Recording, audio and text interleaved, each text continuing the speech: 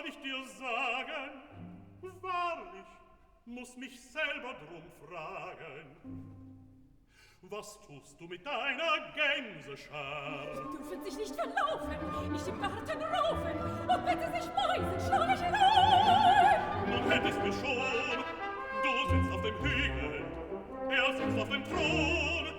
Gänse musst du, er muss Menschen hüten, die Guten lohnen, die Transken begüten, und wenn er's recht versteht und Herzen sehr über die Erde geht, dann segnet alles mit seinem Gebiet.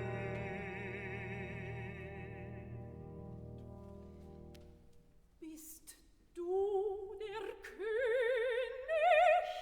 Nein, zum König taugen nicht junge Knaben. Einen langen Bart muss der König haben und ein wohlstehend ernstes Gesicht. Das hab ich doch nicht. Lass dir sagen vom Königssohne. In goldene Wiege geboren, wächst er heran mit der Krone, mit lauter köstlichen Dingen.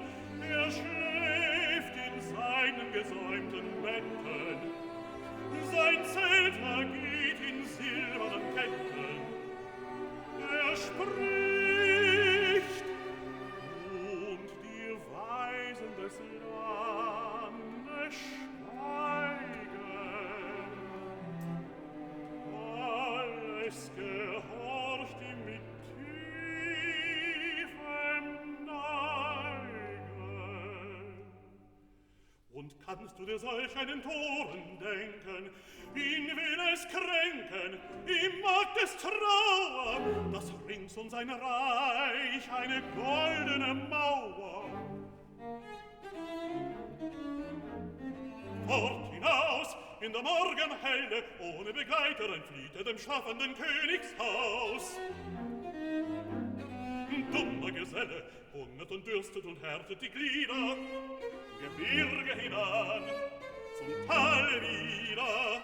Im Bärenkampf wird er stark und kühn, und den heilen Narben erhöhen, und der Gefahr unbändige Lust, mächtig bewusst wächst es ihm aus der Brust, im brausenden Morgenlied. Königskind, echtes Königskind, kannst du den Narren verstehen? Nicht mit ihm gehen.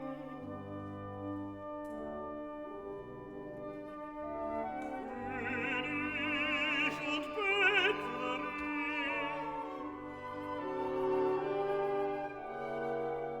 willst du das wagen?